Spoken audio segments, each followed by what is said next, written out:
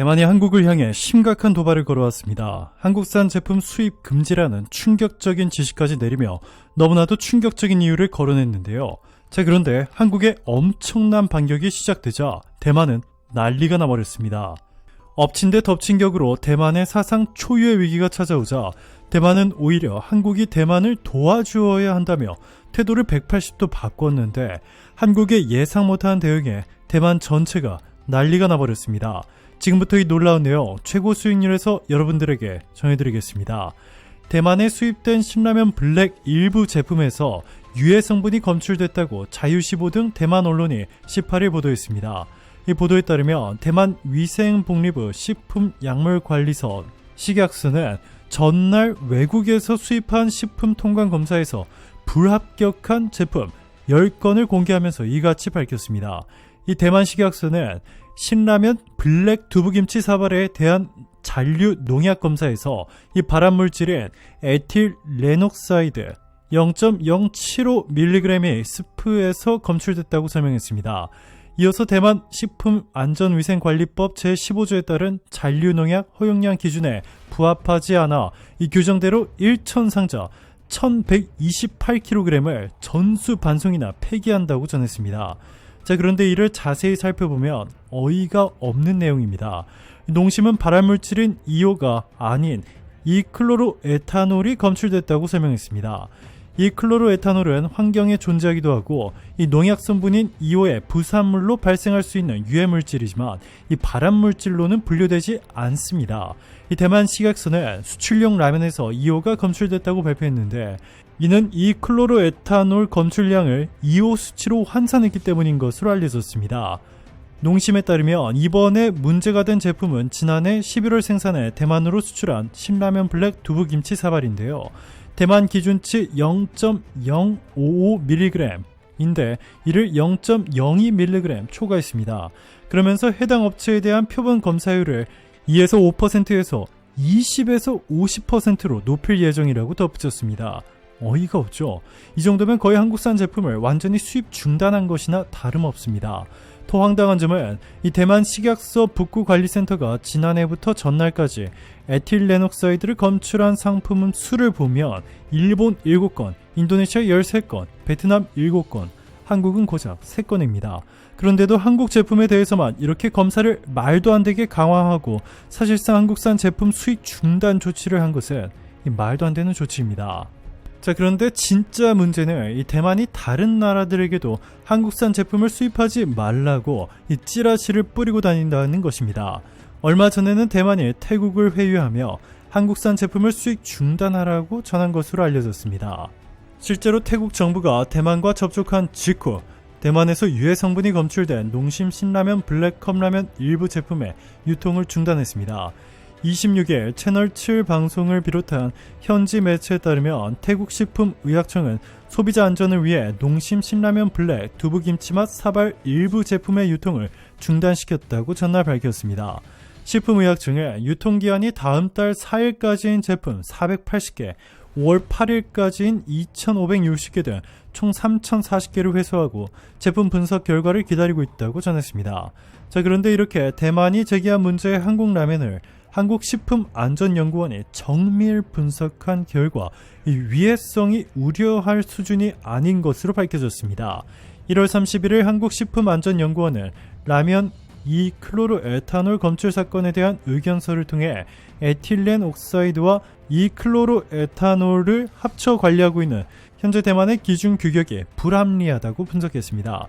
미국과 캐나다는 에틸렌 옥사이드는 향신료, 건조 허브류에 대해 7ppm, 이클로로에탄올의 경우 향신료, 건조 허브류, 건조 채소류, 참깨 등의 940ppm으로 대만보다 훨씬 높은 잔류 허용 기준치를 갖고 있습니다.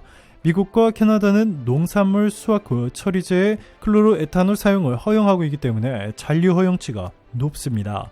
연구원은 이어서 아시아를 비롯한 전 세계 식품 경쟁사들의 우리 대표 수출품인 라면이 인기를 끌자 견제하고 있다라며 2012년 라면 벤조피렌 사건 때와 마찬가지로 아시아에서 가장 먼저 대만이 흠집내기에 나선 것이라고 진단했습니다. 네, 그렇습니다. 한국 라면이 대만 라면을 누르고 전 세계적으로 너무나 잘 나가고 있던 것이었습니다. 대만산 라면의 인기가 가장 높았던 태국 등 동남아 지역에서조차 한국산 라면이 압도적인 격차로 1위로 등극하다 보니 대만이 악성 루머를 퍼뜨리고 있는 것입니다. 한국식품안전연구원은 이번 사건을 보면 지난 2012년 10월 발생했던 라면 벤조피렌 검출 사건이 생각난다 라며 이미 안전하다고 결론이 난 사안이었으나 국내에서 회수 명령이 떨어지자 대만을 위시한 일본, 홍콩, 중국 등 아시아 국가들이 앞을 다투어 회수 조치에 동참해 우리 라면 수출 기업에 피해를 끼쳤던 사건이었음을 상기시켰습니다.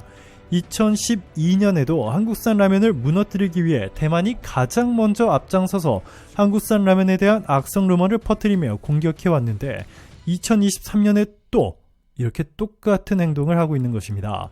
자, 그런데 이번에 충격적인 소식이 전해지면서 한국에 도발을 하던 대만이 태도를 갑자기 180도 바꿔 오히려 한국에 도움을 요청하기 시작했습니다.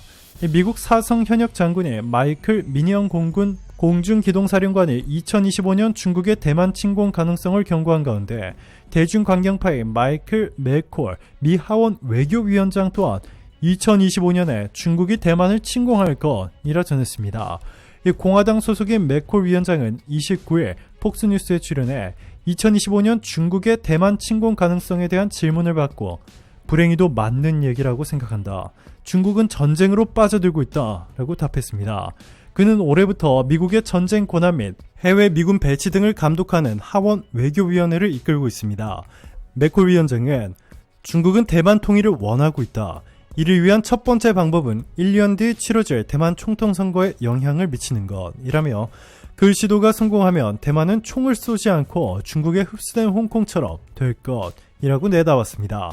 이어서 성공하지 못하면 중국의 군사적 침략을 보게 될 것이라며 이는 일어날 수 있는 일이며 미국은 이에 준비해야 한다고 강조했습니다. 대만은 초비상이 걸렸습니다. 이 전쟁이 일어나도 미국이 자신들을 무조건 지켜줄 것이라 믿고 있었는데요. 미국이 대만이 아닌 필리핀 북부에 군기지 사용권을 확보할 예정이라는 충격적인 사실을 전해졌습니다. 워싱턴 포스트에 따르면 미국이 대만이 아닌 동맹인 필리핀에서 군사기지 사용 권한을 추가로 확보할 예정이라고 전해졌습니다. 보도에 따르면 양국은 영내 안보 위협 증가에 대응해 미군이 사용할 수 있는 군사기지를 필리핀이 추가로 제공하는 방안을 협상하고 있으며 이번 주 예정된 로이드 오스틴 미 국방부 장관의 필리핀 방문 기간에 발표할 예정입니다. 필리핀은 본섬인 루손섬 북부에 있는 두 곳의 군기지에 대한 접근 권한을 미국에 제공할 계획입니다. 이 밖에 다른 기지에 대한 사용 합의도 사실상 이루어졌지만 양국 국방부 장관이 만나서 공식화할 것이라고 필리핀 국방 당국자가 워싱턴 포스트에 밝혔습니다. 대만군 최대 해군기지가 구글 지도에서 노출된 것도 이슈가 되고 있습니다. 일각에서는 미국이 중국을 도와주고 있다고까지 주장하고 있는데요.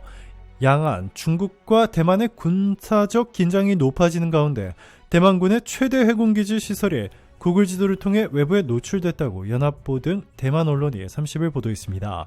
구글어스는 지난달 대만 본섬의 최대 군기지인 쪼잉 군항의 민감한 군사시설에 대한 개선된 이미지를 공개했습니다. 군항 내 정박하고 있는 60여 척의 함정과 드라이독, 선박을 건조하고 수리하는 건식독에서 수리받고 있는 함정 등이 고해상도 이미지로 노출됐습니다. 이 프랑스제 라파이에트급인 캉딩급 호위함 한 척의 성능 개선을 위한 테스트를 진행하는 것으로 보인다고 대만 언론은 분석했습니다. 또 해군 256 잠수함 전대의 수이싱 부두에서 하이룬급 잠수함이 어뢰 또는 대함미사일 등 물자 보급 작업을 하고 있는 모습, 대만이 자체 기술로 건조한 첫 1만 톤급 상륙함인 위상군함의 헬기데크에서 S-70C 대잠 헬기가 이착륙 훈련을 하는 모습 등이 외부에 노출됐습니다. 이렇게 미국에 버림받은 것은 물론이고 주요 군사시설이 송두리째 중국에 공개돼 버리면서 초비상이 걸린 대만. 분명 어제까지만 해도 한국산 라면이 위험하다며 태국까지 꼬드겨 한국산 제품 수입 중단을 외쳤던 대만이 이제는 한국에 무조건 군사를 보내야 한다며 무리하게 도움을 요구하고 있습니다. 대만은 중국의 공격에 대비해 10조 원을 지출하겠다고 발표했는데요. 미국산 무기로 도배해버리면 관리비까지 고려해 전투기 몇 대에 함정 몇 척, 탱크 몇 대만 사면 이미 끝나버립니다. 중국을 막기에는 터무니없이 적은 규모죠. 자, 그런데 미국의 4.5세대 스텔스기보다 압도적으로 성능이 훌륭한 한국산 KF-21은 가격이 훨씬 저렴합니다. 대만이 한국산 무기로 도배한다면 KF-21 4.5세대 스텔스기 20대, 세계 1위 탱크인 K9 자주포 400대, 5,000톤급 초대규모 함정 20대, 전투헬기 30대뿐만 아니라 유럽에서 엄청난 인기를 끌고 있는 K2 전차 500대 모두를 도입할 수 있습니다. 한국산 K9 자주포가 중국산 탱크 10대를 격파한 사례는 이미 인도와 파키스탄 간 충돌 등에서 여러 번 증명됐습니다. 즉 대만이 한국산 무기로 도배할 경우 중국군이 대만군보다 10배나 더 숫자가 많다고 한들 가볍게 막아낼 수 있다는 것이죠. 자, 그런데 한국은 대만에 우선순위로 무기를 공급하지 않기로 한 것으로 전해졌습니다. 한국에 단 한 번도 도발을 하지 않은 아주 예의 바른 동맹국들이 널렸기 때문인데요. 그중 폴란드는 한국산 K2 전차와 K9 자주포를 무려 7.7조 원어치 구매하여 사용해보더니 예상보다 성능이 너무 훌륭하다며 최근 추가로 구매를 하고 싶다는 뜻을 전했고, 한국은 대만이 아닌 폴란드를 추가 공급 1순위 지역으로 선정했습니다. 이뿐만 아니라 대만이 그토록 간절하게 원하던 KF-21 개량형도 폴란드를 우선순위로 공급하기로 한 것으로 알려졌습니다. 심지어 폴란드는 KF-21을 폴란드에서 한국과 공동 생산할 것이라 밝혔는데요.